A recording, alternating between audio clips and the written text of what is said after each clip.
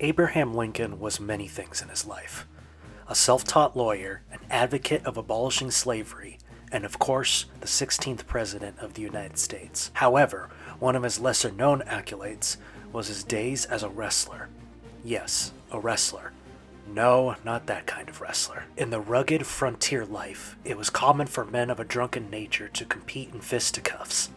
A more catch-as-catch-can style that was prominent in one of the world's oldest sports, dating back to 708 BC. Lincoln, though, is one of the fighting style's least known competitors. Born to poverty in a log cabin, so yes, your Lincoln logs you had as a kid were right, Honest Abe was raised in Indiana, right in the heartland of the American frontier. Destined for more than just a ranch lifestyle, though, Lincoln taught himself law and thus dove into politics. Starting out in the Whig Party and working his way up to U.S. Congressman for his new home state of Illinois. Lincoln would come after his opponents by 1854 after the passing of the Kansas-Nebraska Act, which opened up those territories to slave owners. His strong anti-slavery agenda reached national audiences in the 1858 debates against his rival, Stephen Douglas of the Democratic Party. This would lead to Lincoln running for president under the Republican Party, and he would be victorious in 1860, sweeping the votes in all of the North. The South was a different story, though, and would not recognize Lincoln as the President of the United States, thus beginning a mass secede from the Union by the slave states, forming the Confederacy and launching the American Civil War. It would be in these heated debates with Douglas, though, that Lincoln's history of wrestling would first be brought up. In August of 1858 in Ottawa, Illinois, Douglas would remark on Lincoln and his past wrestling bouts with an amused tone, but also out of respect, saying he could beat any of the boys at wrestling. Douglas knew this because he grew up in New Salem, Illinois with Lincoln. But none of this is weird, and this channel provides weird, so let's go backwards a little bit. In his youth, Lincoln stood 6 feet 4 inches with a lanky physique and long arms, providing an excellent advantage in grappling affairs.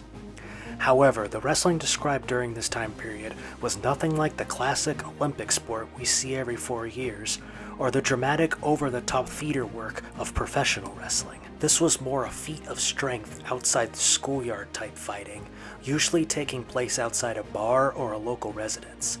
Lincoln had an impressive 300-plus winning streak, something even The Rock would be proud of, with only one loss at the hands of Hank Thompson during the Black Hawk War of 1832, where Thompson was able to take Lincoln off his feet, the first time anyone had ever done that, thus taking away the championship he held, which represented the entire county. Out of all of Lincoln's opponents, none were more memorable than Jack Armstrong, a striking and intimidating looking man who led a gang called the Clary's Grove Boys.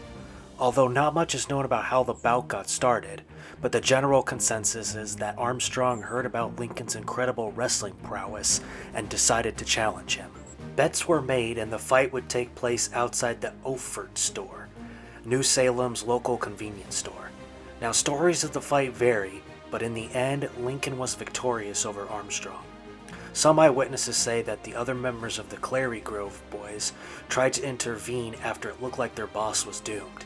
Disgusted by these dirty tactics, it was said Lincoln took them all on one by one, but that has never really been proven. One man who was on the sidelines, though, watching, said Lincoln grabbed one of the gang members by the neck and shook him like a rag. Armstrong broke up the fight at this point, realizing Lincoln was the better man, calling him the best feller that ever broke into this settlement. They sealed this with a friendly handshake. That made Abe and Jack become close friends after this fight. This particular victory would give Lincoln the respect of the neighborhood, and thus all of New Salem. Lincoln was seen that day as strong and lacked cowardice in the face of many opponents, but he was also seen as a man who saw fair and respect means to win a fight, something he would incorporate into his political career. This small piece of one man's legacy would not go unnoticed, though, and in 1992, Lincoln was inducted into the outstanding American wing of the National Wrestling Hall of Fame, adding another feather in the very tall cap of one of America's most fascinating participants. Alright, thanks guys for tuning in to another video here. Ran into a few audio problems that I couldn't figure out exactly how to fix. So, if you notice them, I'm sorry. Again, I'm working with minimal equipment here. Hopefully in the future I can get some nicer equipment and a better setup.